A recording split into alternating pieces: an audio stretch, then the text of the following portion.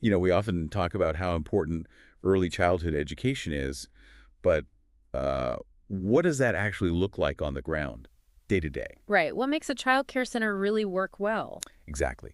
So today, we're doing something a bit different. Instead of, say, academic studies, we got a request to look at the nuts and bolts of running a quality center. Okay. And we found this fascinating source material, a set of interview questions and sample answers for an assistant director childcare position. Interesting angle. So looking at the job requirements to understand the whole operation. Pretty much. Think of it like an X-ray, showing us the priorities, the challenges, the operational heart of these places. That actually makes a lot of sense. I mean, interview questions, especially for leadership, have to hit the key areas, don't they? They really do. So we're not giving interview advice here, I don't know, obviously. dude. The goal is to pull out the big insights about leadership, how things run, what makes a good learning environment. The stuff that matters. And even if you're not in childcare yourself, understanding this, it gives you perspective, right? Sure. On what to look for, maybe, or just how complex this field really is. Totally. So where should we start digging in? Well, leadership seems like the obvious place, doesn't it? It pops up right away. It does. Question 3 asks about leadership style. And the sample answer talks about being collaborative. What does that really mean in a childcare setting? Well, collaborative here means lots of open communication, setting clear expectations, really focusing on helping the staff grow professionally. Okay, so not just top-down dictating. Exactly. And there's research suggesting this kind of approach, it leads to lower staff turnover, which is huge in childcare. That makes sense. If teachers feel supported, they stick around, they're more engaged. Right. And that positive energy, that feeling of being valued and heard, it feeds directly into the classroom, into the kids' experience. Okay, so collaboration is key. And then question 2 dives into how the assistant director actually supports the center director. Yeah, this gives a good snapshot of the operational side. It mentions scheduling, staff management, curriculum stuff, even licensing. It sounds like a pretty critical role for just keeping things running smoothly. Oh, absolutely pivotal. Think of the assistant director as like the operational backbone.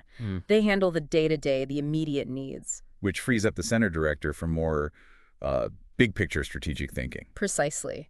The assistant director keeps the ship steady, managing staff, making sure the curriculum is happening, keeping up with regulations so the director can navigate the longer journey. It's a real partnership. Makes sense. Now, speaking of staff, conflict happens, right? In any team. Oh, inevitably. So question 4 asks how they'd handle staff conflicts. The answer emphasizes doing it privately, focusing on solutions. Why is that specific approach so important here? Well, childcare is emotionally demanding work. Unresolved tension between adults. Kids pick up on that. It affects the whole atmosphere. Ah, good point. So handling it privately respects the individuals involved. And focusing on solutions rather than just blame means you're actually trying to fix the underlying issue and move forward. So it protects the kid's environment indirectly. Directly, I'd say. A harmonious staff environment is pretty crucial for a calm and stable classroom. Right. Okay, what about helping teachers get better at their jobs? Question 8 talks about supporting teacher development, things like check-ins, feedback. Yeah, this is about investing in quality. Continuous professional development is absolutely key. So not just hiring good people, but helping them keep growing. Exactly. Regular check-ins aren't just meetings, they're chances to see what support a teacher needs. Constructive feedback helps them fine-tune their skills. And suggesting training. Yep, recommending specific workshops or resources keeps them up to date with the best practices. It's about building this culture where everyone's always learning and improving, which, again, benefits the children directly. Okay, that sounds ideal. But what if a teacher isn't really meeting the standards? Question 12 addresses underperformance. It mentions feedback, but also improvement plans. Yeah, and having a structured process for this is important. It ensures fairness. How so? Well, it's not about immediate punishment. It's about, first, clearly identifying the issues, and then providing targeted support and resources to help that teacher improve. So giving them a clear path and a chance to succeed. Right. A documented plan with specific goals, regular check-ins on progress, it makes expectations clear. And if ultimately things don't improve, you have a fair process behind any harder decisions. But the first step is support. Support and accountability, kind of hand in hand. That's a good way to put it. Now, morale. Childcare can be tough, draining work. Question 19 asks about keeping staff morale high, celebrating wins, open communication. Do these things really make a difference? Oh, massively. Recognizing achievements, even small ones, makes people feel seen and appreciated. Yeah, that's true in any job, I suppose. Definitely. And open communication builds trust. If staff feel like they know what's going on and they have a voice, they feel more invested. Team building stuff helps too, creates camaraderie. And happy staff means Happy staff generally means a more positive, engaging, nurturing environment for the children. High morale isn't just a nice to have, it impacts the quality of care. okay, so staff support is clearly a huge piece. Let's shift focus a bit to the core mission, quality and safety for the kids. Question 5 asks how quality and compliance are ensured, observations, keeping up with rules. Yeah, this is fundamental. It's not a one-off thing, it's constant. What do those observations look like, just popping into classrooms? Sort of, but it's more structured. Observing teacher-child interactions, how the curriculum is being used, the physical environment, safety checks, Okay. and combining those observations with a really solid knowledge of current licensing regulations lets the assistant director spot potential issues early and reinforce good practices. It's proactive. Proactive, right. Right. And then there's the official inspections. Question 11 covers what happens during a licensing visit. Preparedness, quick fixes. Seems intense. They are critical. Licensing inspections are the external check, ensuring centers meet the baseline standards for health and safety. So being prepared is non-negotiable. Absolutely.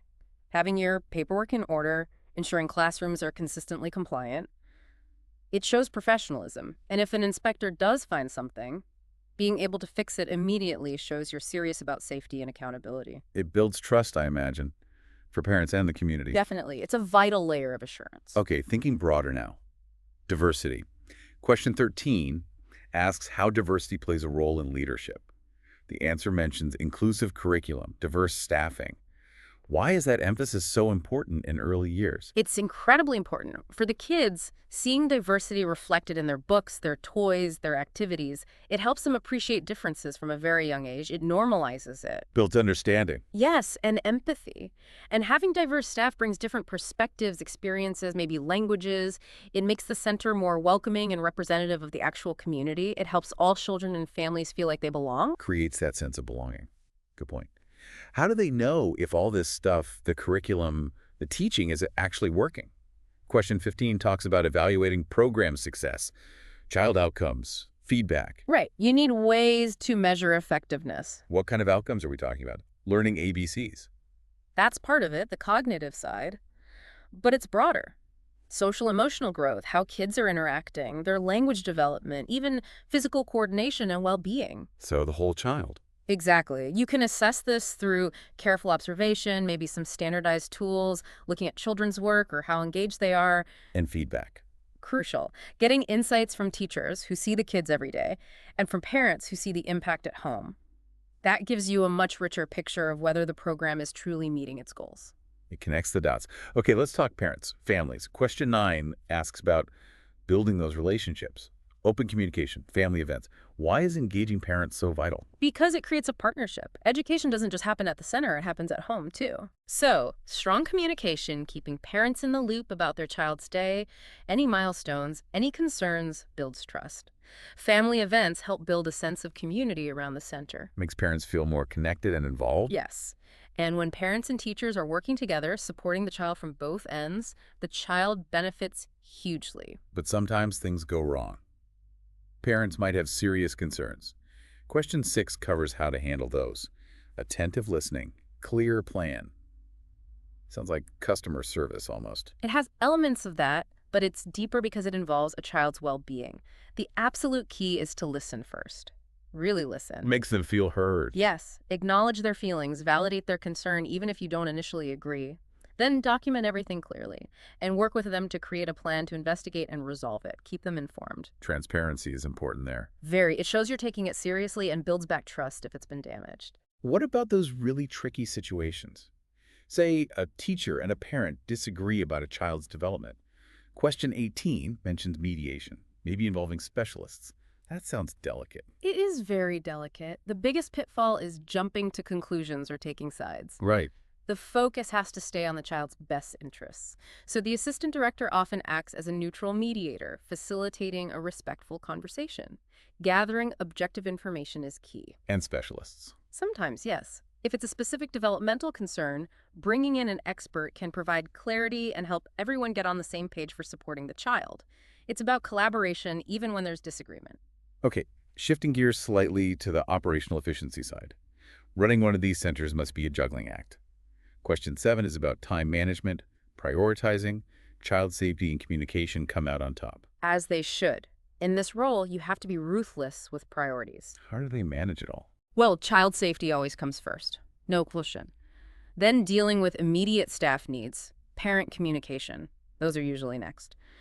Good organizational tools help checklists, calendars, clear routines. Be proactive rather than just reactive. Exactly. And knowing what you can delegate and what needs your direct attention, it's a constant balancing act based on the needs of the moment. And sometimes crises happen. Question 14 gives an example. Handling a sudden staff shortage. What does successfully navigating something like that show? It shows adaptability, resilience, quick thinking, all essential skills. How so?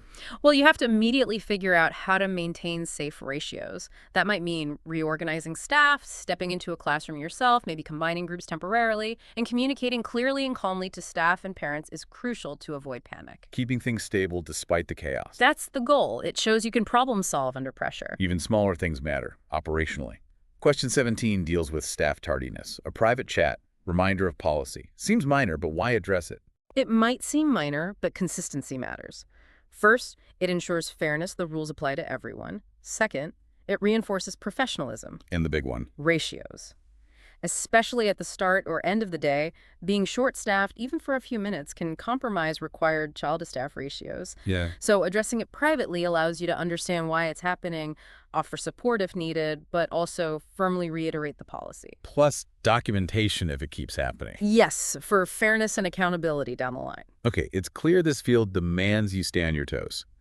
Question 10 asks how they keep up with regulations, best practices, newsletters, workshops. Continuous learning isn't optional in early childhood. It's essential. Why so vital? Because things change. Research gives us new insights into child development, best teaching practices evolve, regulations get updated. You have to stay current to provide the best, safest, most effective care and education. So workshops and newsletters are ways to tap into that new knowledge. Exactly. Professional organizations, journals, networking with other directors, it's all part of staying informed and ensuring your center isn't falling behind. Which leads nicely to the personal side.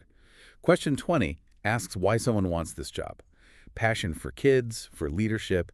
How important is that intrinsic motivation? Oh, it's huge. This is rewarding work, but it's also demanding. That genuine passion for seeing children learn and grow, for mentoring teachers, that's the fuel that keeps you going through the tough days. It provides the why. Precisely. It drives commitment, resilience, and ultimately creates a more positive atmosphere. And finally, question 16 asks what they enjoy most. Watching kids grow, supporting teachers and families. Yeah. It really circles back to the human element, doesn't it? It really does. At the end of the day, despite all the operational complexities and regulations, it's about people. The children blossoming, the teachers finding fulfillment, the families feeling supported. That's the core reward. So looking back at this whole deep dive, using these interview questions as our guide, it really paints a picture, doesn't it? Running a high-quality childcare center is incredibly complex. It really is. It requires this blend of collaborative leadership, a real dedication to quality and safety, amazing people skills, and this constant drive to learn and improve. Much more intricate than maybe people assume from the outside. Definitely. And hopefully this gives listeners, even those not directly involved, a better appreciation for what goes into creating those nurturing environments for young children. It certainly has for me. It leaves me with a final thought, really. Considering these insights, the daily pressures, the leadership needed, what are the bigger implications for how we as a society support and value early childhood education? That's a powerful question. It makes you think about how vital these rules are, not just for the kids and families right now, but for our communities moving forward. Something to ponder. Thanks for joining us for this deep dive.